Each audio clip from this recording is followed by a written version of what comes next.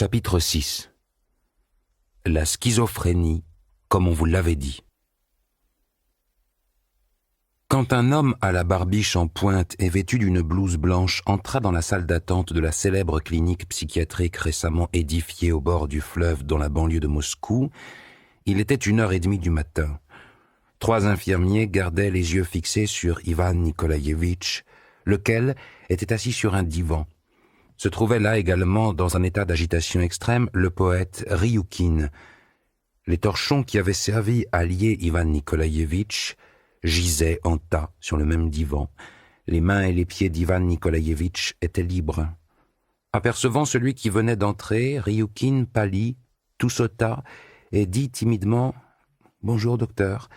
Le docteur salua Ryoukin de la tête, mais en dépit de son signe de tête, celui qui le regardait était Ivan Nikolaïevitch.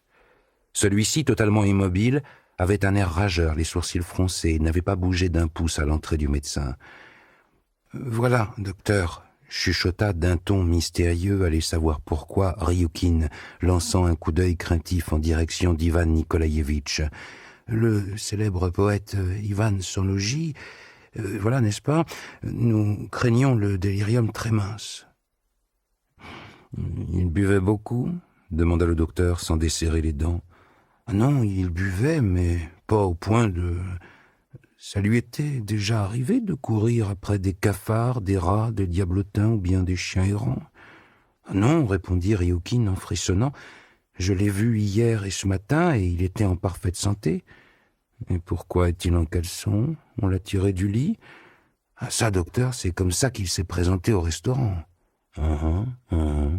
dit le docteur d'un ton très satisfait. « Et ces éraflures, elles viennent d'où? Il s'est battu? » Mais il est tombé d'une palissade et ensuite, au restaurant, il a frappé quelqu'un et encore quelqu'un d'autre, je sais plus. « Bon, dit le docteur, et se tournant vers Ivan, il ajouta « Bonjour. »« Salut, le saboteur !» répondit Ivan d'une voix haineuse et forte. Ryoukin fut tellement gêné qu'il n'osa pas lever les yeux vers ce docteur si déférent, mais celui-ci, loin de prendre la mouche, ôta ses lunettes d'un geste habile et coutumier, remonta un pan de sa blouse, les rangea dans la poche arrière de son pantalon, ensuite de quoi il demanda à Ivan « Quel âge avez-vous ?»« Allez tous à tous les diables, c'est vrai quoi !» cria grossièrement Ivan, et il se détourna. « Pourquoi vous mettez-vous en colère? Je vous ai dit quelque chose de désagréable ?»« J'ai 23 ans !» reprit Ivan avec agitation. « Et je vais porter plainte contre vous tous, et contre toi surtout, vermine !» ajouta-t-il spécialement à l'intention de Ryoukin. « Et pourquoi voulez-vous porter plainte ?»« Parce que moi, qui suis en pleine santé, on m'a ligoté, et on m'a amené de force dans un asile de fous !»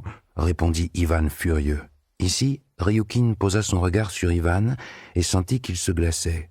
Il n'y avait absolument aucune trace de folie dans ses yeux. De vitreux qu'ils avaient été à Griboyedov, ils étaient redevenus ce qu'ils avaient toujours été, limpides. « Nom d'un chien !» pensa Ryoukin avec effroi. « Mais ce serait vrai qu'il est normal?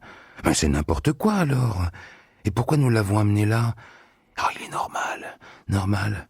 La tronche juste un peu amochée. » « Vous vous trouvez, reprit tranquillement le médecin, s'asseyant sur un tabouret blanc aux pieds étincelants, non pas dans un asile de fous, mais dans une clinique où personne ne vous retiendra si ce n'est pas nécessaire. » Ivan Nikolaïevitch le lorgna d'un air méfiant, mais grommela quand même. « Dieu soit loué.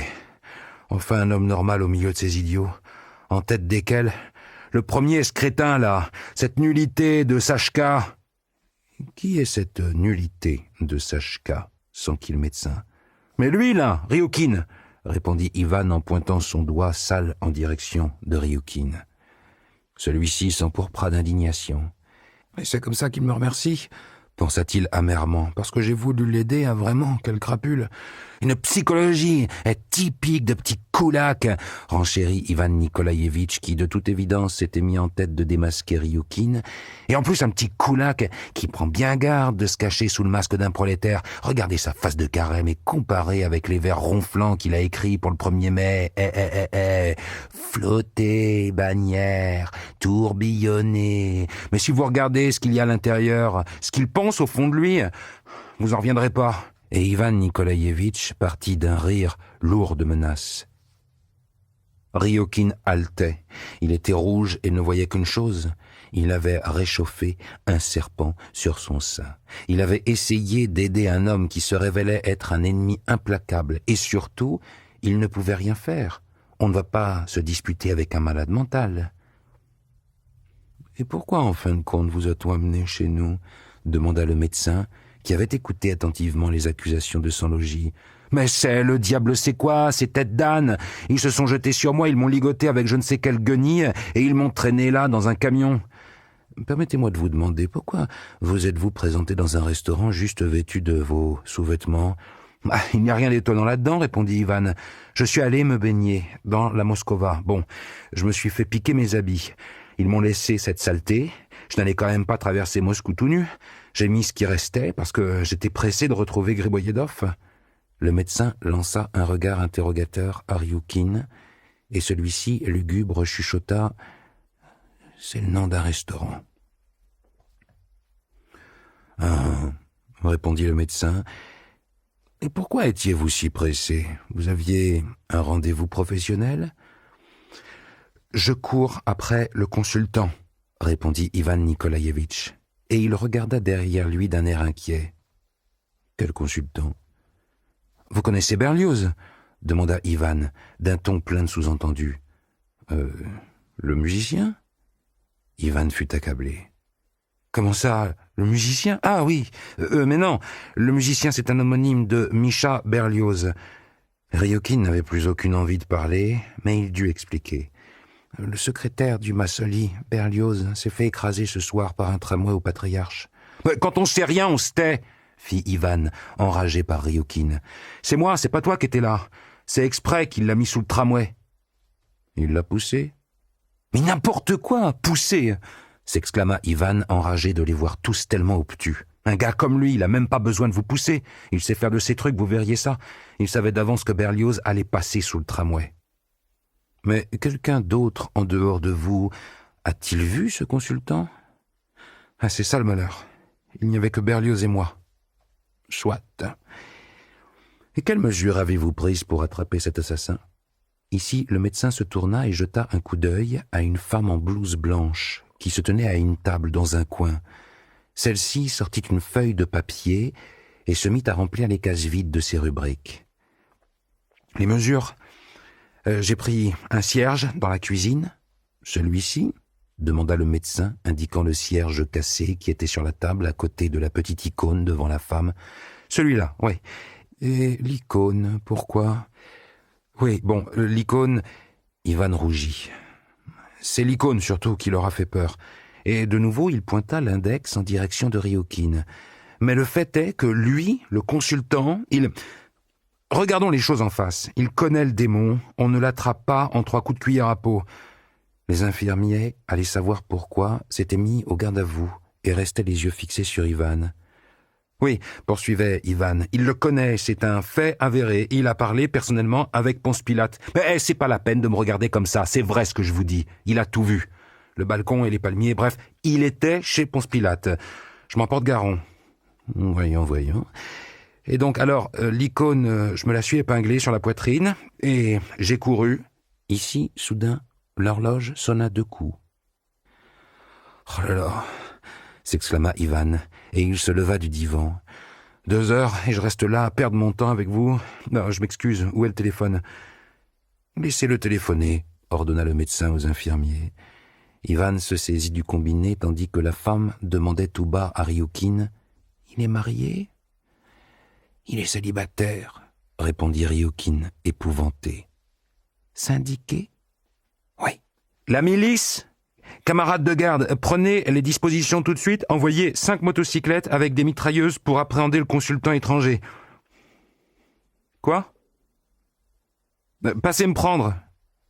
J'irai avec vous. »« Qui je suis ? Le poète sans logis, de l'asile de fous. »« C'est quoi votre adresse ? » demanda sans logis au docteur, en chuchotant tout en couvrant le combiné avec la paume. Après quoi, il se remit à crier dans le combiné. « Vous m'entendez ? Allô ? C'est un scandale !» hurla soudain Ivan, et il jeta le combiné contre le mur. Ensuite, il se tourna vers le médecin, lui tendit la main, lui dit sèchement « Au revoir !» et s'apprêta à sortir. « Voyons, mais où voulez-vous aller ?» reprit le médecin en regardant Ivan au fond des yeux. « En pleine nuit, en sous-vêtements. Vous n'êtes pas bien. Restez chez nous. »« Laissez-moi passer !» dit Ivan aux infirmiers qui s'étaient regroupés devant la porte. « Vous allez me laisser passer, oui ou non ?» cria le poète d'une voix terrible. Ryukin se mit à trembler, tandis que la femme appuyait sur un bouton de la table, et l'on vit jaillir sur sa surface de verre une petite boîte brillante ainsi qu'une ampoule scellée. « Ah, c'est comme ça ?» fit Ivan, jetant autour de lui des regards farouches de bêtes traquées. « Bon, d'accord. Adieu !» Et la tête la première, il se précipita sur le store de la fenêtre. Le choc fut assez violent, mais la vitre derrière le store n'en fut pas même fendillée, et l'instant d'après, Ivan Nikolaïevitch se débattait entre les mains des infirmiers. Il râlait, essayait de mordre, il criait « Alors, dis donc, c'est vite que vous mettez ! Allez, laissez-moi, laissez-moi !» Une seringue étincela entre les mains du médecin. La femme déchira d'un geste la manche usée de la chemise et saisit le bras d'Ivan avec une force qui n'avait rien de féminin. Il y eut une odeur d'éther. Ivan s'affaissa entre les mains de 4 personnes, et l'habile médecin en profita pour enfoncer l'aiguille dans le bras d'Ivan. Ils le soutinrent encore quelques secondes, puis ils le reposèrent sur le divan. « Bandit !» hurla Ivan, et il bondit de son divan, mais on l'y ramena une fois encore. À peine l'avait-on lâché qu'il bondissait à nouveau, mais cette fois il se rassit lui-même. Il garda le silence, jetant autour de lui des regards frénétiques, puis, brusquement, il bâilla et eut un sourire mauvais. « Ah, ils m'ont coffré, n'empêche, » dit-il, bâillant encore. Il s'allongea soudain, posa la tête sur un oreiller, se mit le poing comme un enfant sous la joue, marmonna quelque chose d'une voix déjà ensommeillée, sans colère. « Bon, je veux bien. C'est vous qui paierez les pots cassés. Moi, j'aurais prévenu. Vous faites comme vous voulez. Moi, ce qui m'intéresse le plus, celle-là, maintenant, c'est Ponce Pilate. Pilate. » Il ferma les yeux. « Un bain, la 117, chambre individuelle et un gardien. » ordonna le médecin, chaussant ses lunettes. Là, Ryukin tressaillit à nouveau. Les portes blanches s'étaient ouvertes sans bruit. Elles laissèrent voir un couloir éclairé de veilleuses bleues. Un chariot à petits trous de caoutchouc sortit de ce couloir. On y plaça un Ivan calmé, et celui-ci partit dans le couloir. Ensuite de quoi, la porte se referma sur lui. « Docteur » chuchota un Ryukin bouleversé. « Alors, il est vraiment malade ?»« Oh oui, » répondit le médecin. « Mais et qu'est-ce qu'il a ?» demanda timidement Ryukin. Le médecin fatigué regarda Ryukin et répondit mollement « Hyperactivité gestuelle et verbale, interprétation délirante, un cas visiblement complexe. La schizophrénie, sans doute. Et puis bien sûr, l'alcoolisme. » Ryukin ne comprit rien aux paroles du docteur, à part le fait qu'Ivan Nikolaïevitch filait visiblement un très mauvais coton. Il soupira et demanda « Mais qu'est-ce qu'il racontait, là, sur ce consultant ? Oh, il a dû voir quelqu'un qui a frappé son imagination. Ou alors, une hallucination, peut-être. » Quelques minutes plus tard, le camion ramenait Ryukin à Moscou. Le jour commençait à se lever, la lumière des réverbères le long de la chaussée était désormais inutile et déplaisante. Le chauffeur, furieux d'avoir perdu sa nuit, roulait à tombeau ouvert et ça tanguait dans les virages. Bientôt la forêt s'éclaircit, elle disparut loin derrière eux, puis le fleuve s'éloigna quelque part sur le côté et toutes sortes de choses se précipitèrent à la rencontre du camion. Des palissades avec des guérites de garde, des empilements de bûches, des poteaux gigantesques, des espèces de mâts et des bobines au sommet de ces mâts, des tas de gravier, une terre balafrée de canaux, bref, ça se sentait qu'elle approchait. Moscou, qu'elle était là, au tournant, elle les guettait, elle allait les saisir. Ryukin était secoué et ballotté, et l'espèce de billot sur lequel il avait trouvé à s'asseoir n'arrêtait pas de se dérober sous lui. Les torchons du restaurant, jetés là par le milicien et Pantelei, qui, eux, étaient rentrés avant lui et entrelaits, n'arrêtaient pas de valdinguer sur toute la surface de la plateforme. Ryukin essaya bien de les ramasser, et puis allait savoir pourquoi, il chuchota rageusement « Mais qu'il aille au diable! Pourquoi je m'agite comme un crétin ?» Il les poussa du pied et cessa de les regarder. Le passager était d'humeur affreuse. Il était clair que la visite dans cette maison de douleur avait laissé en lui une trace des plus oppressantes. Ryukin essayait de comprendre ce qui le torturait. Le couloir aux lampes bleues qui hantait sa mémoire, l'idée qu'il n'y avait pas de pire malheur au monde que de perdre la raison. Oui, bien sûr, ça aussi. Mais ça, c'était juste comme ça, une idée générale. Le fait est qu'il y avait autre chose. Et quoi donc ? L'insulte, voilà ce que c'était. Oui, les insultes lancées par son logis en pleine figure. Et le malheur n'était pas ces insultes, mais la vérité qu'elles contenaient. Le poète avait cessé de regarder autour de lui, les yeux rivés sur le plancher sale et tressautant. Il marmonnait, il geignait, il se rongeait. Oui, la poésie. Il avait 32 ans. C'est vrai ça. Quoi ensuite ? Ensuite encore, il écrirait un certain nombre de poèmes par an. Jusqu'à la vieillesse ? Oui, jusqu'à la vieillesse. Et qu'est-ce qui lui donneront, ces poèmes ? La gloire ? Quelle bêtise ! Ne te raconte pas de bobard. Jamais la gloire ne vient à quelqu'un qui écrit de mauvais poèmes. Et pourquoi mauvais ? C'est vrai ce qu'il a dit, pensait Ryukin, impitoyable, s'adressant à lui-même. Je ne crois en rien de ce que j'écris. Empoisonné par cette explosion de neurasthénie, le poète tangua, le plancher sous ses pieds avait cessé de tressauter, Ryukin leva la tête et vit qu'il était à Moscou depuis longtemps, et plus encore, que l'aube pointait sur Moscou, que l'or éclairait un nuage, que le camion était à l'arrêt, bloqué dans une colonne d'autres voitures, à l'embranchement d'un boulevard, et que tout près de lui, il y avait l'homme métallique sur son socle, la tête juste un peu inclinée, qui regardait le boulevard avec indifférence. D'étranges pensées affluèrent dans la tête du poète malade. Voilà l'exemple du vrai vénard. Ici, Ryukin se dressa sur la plateforme du camion et leva le bras s'en prenant, allez savoir pourquoi, à l'homme de fonte qui ne faisait de mal à personne.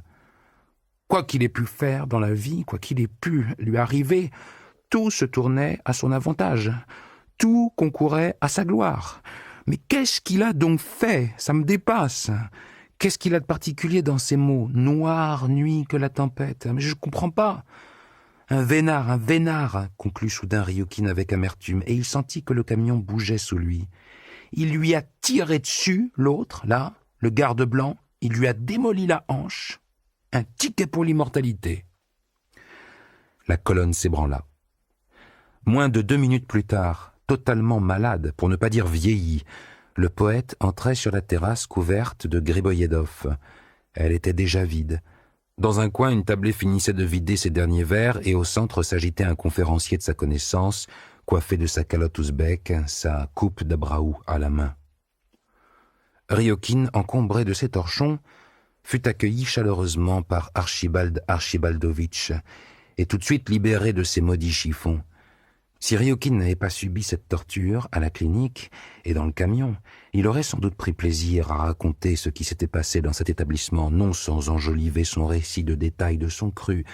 Mais à présent, il avait d'autres soucis, et si peu attentif qu'ait pu être Ryukin, à présent, après la torture endurée dans le camion, il jeta au pirate un regard perçant et comprit que, quand bien même celui-ci l'interrogeait sur son logis et allait jusqu'à lancer des « aïe aïe aïe », au fond, le destin de son logis le laissait parfaitement indifférent, et il ne le plaignait pas du tout. Et il a raison, c'est comme ça que ça doit être, pensa Ryukin, avec une rage cynique proche de l'autodestruction, et, interrompant son récit sur la schizophrénie, il demanda « Archibaldovitch, si je pouvais avoir une petite vodka ?» Le pirate prit un air compatissant et murmura « Je comprends, tout de suite ». Et il fit un signe à un serveur.